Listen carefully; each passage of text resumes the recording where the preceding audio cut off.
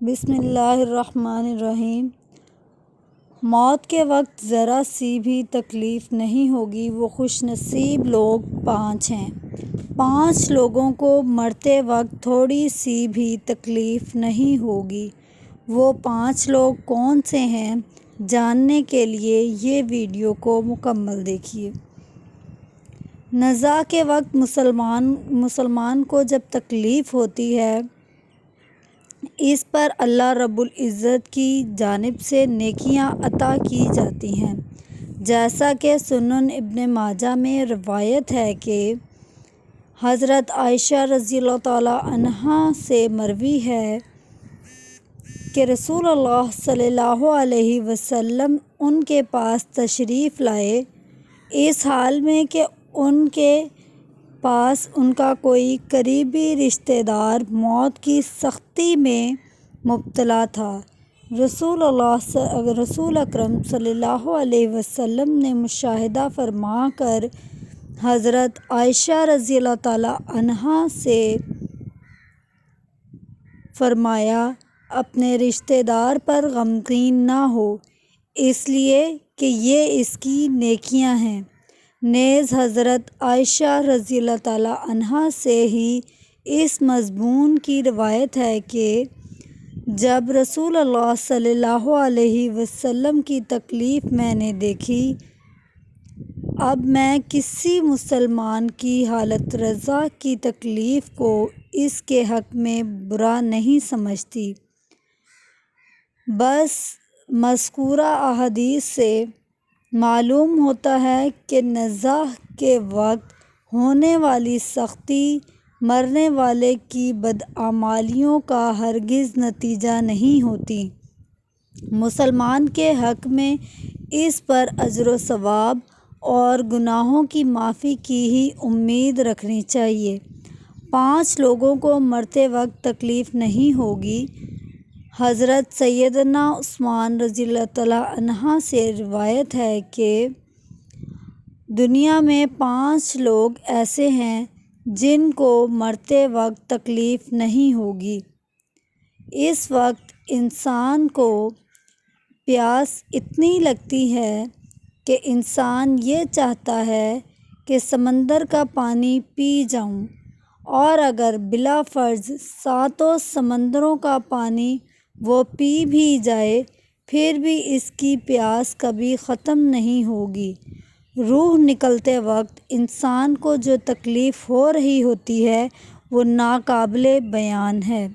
حضرت سیدنا عثمان غنی رضی اللہ تعالیٰ عنہ نے فرمایا، یہ 5 لوگ ایسے ہیں کہ انہیں مرتے وقت ذرا بھی تکلیف نہ ہوگی، یعنی موت آسانی سے ہوگی اور بغیر تکلیف کے ہوگی۔ پوچھا گیا کہ جناب وہ کون سے 5 لوگ ہیں جنہیں موت کی سختی میں بھی نرمی میسر ہوگی؟ فرمانے لگے کہ سب سے پہلا وہ شخص جو اپنے ماں باپ کی موت کے بعد، ماں باپ کے مرنے کے بعد وراثت کا حصہ اپنی بہنوں کو پہنچانے میں جلدی کرتا ہے، یعنی کوئی بات نہیں تو اس کا حصہ اسے جہیز کی صورت میں دے دوں گا۔ یاد رہے کہ اسلام میں بہنوں کو جہیز دینا فرض نہیں ہے، جبکہ ان کا وراثتی حق دینا فرض ہے۔ دراصل عورتوں کو جہیز دینا یہودیوں کی رسم ہے، اسلام اس کی ترغیب نہیں دیتا، لیکن اسلام میں عورتوں کا وراثتی حق دینا فرض ہے۔ واضح رہے کہ والدین کے ترکے میں جس طرح ان کی نرینہ اولاد کا حق کو حصہ ہوتا ہے، اسی طرح بیٹیوں کا بھی اس میں شرعی حق کو حصہ ہوتا ہے۔ والدین کے انتقال کے بعد ان کے ترکے پر خود تنہا قبضہ کر لینا اور بہنوں کو ان کی شرعی حصے سے محروم کرنا ناجائز اور سخت گناہ ہے۔ بھائیوں پر لازم ہے کہ بہنوں کو ان کا حق و حصہ اس دنیا میں دے دے، ورنہ آخرت میں دینا پڑے گا، اور آخرت میں دینا آسان نہیں ہوگا۔ حدیث مبارک میں اس پر بڑی وعید ہے۔ دوسرا، ایسا شخص جو اللہ کے رسول صلی اللہ علیہ وسلم کی رضا کے لیے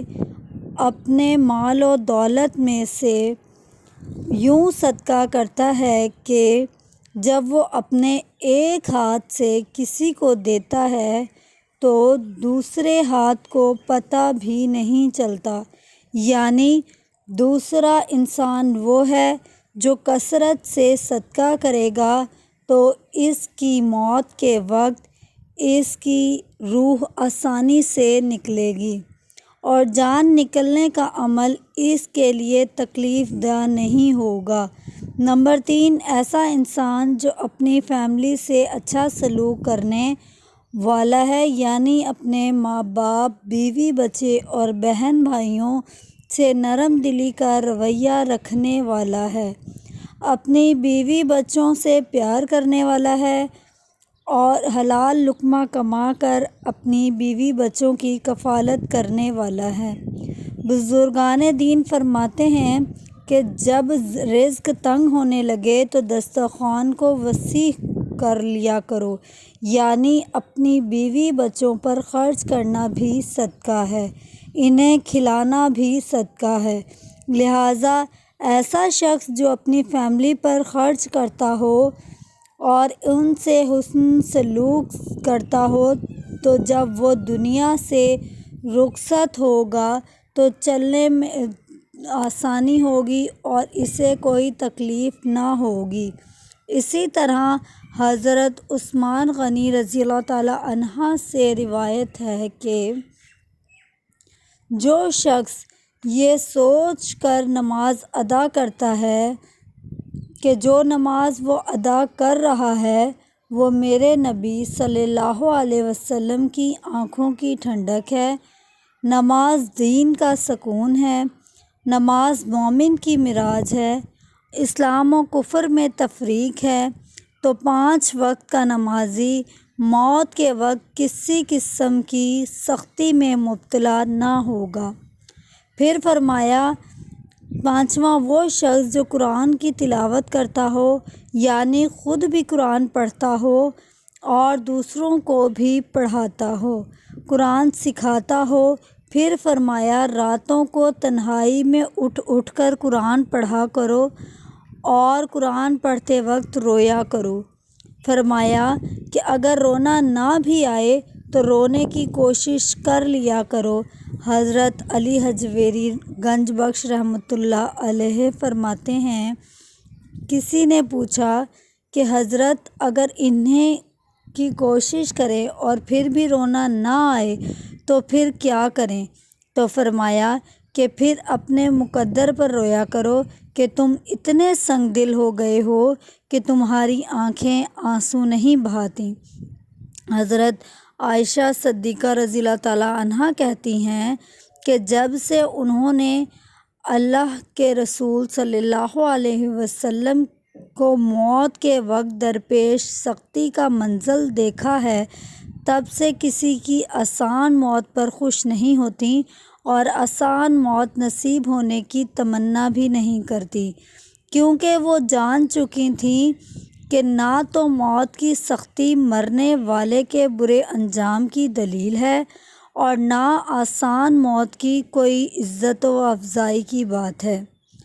اگر سچ مچ ایسا ہوتا تو اللہ کے رسول صلی اللہ علیہ وسلم کو آسان سے آسان تر موت نصیب ہوتی۔ یہی وجہ ہے کہ نہ وہ موت کی سختی کو ناپسند کرتی تھیں اور نہ کسی کے آسان موت پر خوش ہوتی تھیں۔ موت کی سختی کے بارے میں حضرت عائشہ رضی اللہ تعالیٰ عنہا سے روایت ہے، آپ رضی اللہ تعالیٰ عنہا فرماتی ہیں کہ میں نے رسول صلی اللہ علیہ وسلم کو حالت نزاع میں دیکھا۔ آپ صلی اللہ علیہ وسلم کے پاس پانی کا ایک پیالہ رکھا ہوا تھا، آپ صلی اللہ علیہ وسلم اس میں ہاتھ پھیر کر اپنے چہرے پر پھیر لیتے تھے اور فرماتے تھے کہ یا اللہ موت کی سختی میں میری مدد فرما۔ مختلف احادیث سے معلوم ہوتا ہے کہ مومن کی روح بہت آسانی سے نکلتی ہے اور روح نکلتے ہی اس کے لیے خوشخبریاں شروع ہو جاتی ہیں، جبکہ کافر کے بارے میں آتا ہے کہ اس کی روح انتہائی سختی کے ساتھ قبض کر لی جاتی ہے اور اسی وقت سے ہی اس کے برے احوال شروع ہو جاتے ہیں۔ البتہ متعدد احادیث مبارکہ میں یہ بھی مذکورہ ہے کہ اللہ تعالیٰ نے موت کے اندر ایک ایسی شدت اور سختی رکھی ہے کہ اس کا احساس دنیا سے جانے والے ہر شخص کو ہوتا ہے، خواہ وہ نیک ہو، مسلمان ہو یا بد ہو یا کافر ہو، لیکن مومن پر جو تکلیف آتی ہے وہ اس کے گناہوں کی معافی اور درجات کی بلندی کے لیے ہوتی ہے، جبکہ کافر پر تکلیف اس کے بدعمالیوں کی سزا کے طور پر آتی ہے۔ چنانچہ ایک حدیث میں آتا ہے کہ مومن گناہ کرتا ہے، اسی وجہ سے اس پر موت کے وقت سختی کی جاتی ہے تاکہ اس کے گناہوں کا کفارہ ہو جائے، اور کافر بھی نیکی کا کام کرتا ہے تو اس پر اس کی موت کے وقت کچھ آسانی کر دی جاتی ہے تاکہ اس کے ان اچھے کاموں کا بدلہ ہو۔ اس حدیث سے یہ بات معلوم ہوتی ہے کہ ہر شخص کی موت اس کے دنیا کے کیے گئے اچھے اور برے اعمال کے مطابق ہوتی ہے۔ تاہم علماء کرام اور محدثین نے یہ لکھا ہے کہ مومن کو جو بھی تکلیف ہوتی ہے، خواہ وہ تکلیف اس کے گناہوں کی بخشش کے لیے ہو یا اس کے درجات کی بلندی کے لیے ہو، وہ حالت نزاع عین روح نکلتے وقت سے پہلے ہوتی ہے، اور جب اس کی روح نکل رہی ہوتی ہے تو اس وقت اللہ تعالیٰ اس کے تمام تکلیفوں کو دور فرما کر سہولت اور آسانی سے روح قبض کر لیتے ہیں اور آنے والے مراحل بھی آسان فرما دیتے ہیں۔ واللہ اعلم۔ اللہ پاک سے دعا ہے کہ اللہ ہم سب مسلمانوں کی موت کے وقت کی سختیوں کو دور فرما کر ہمارا خاتمہ ایمان پر نصیب فرمائے۔ آمین ثم آمین۔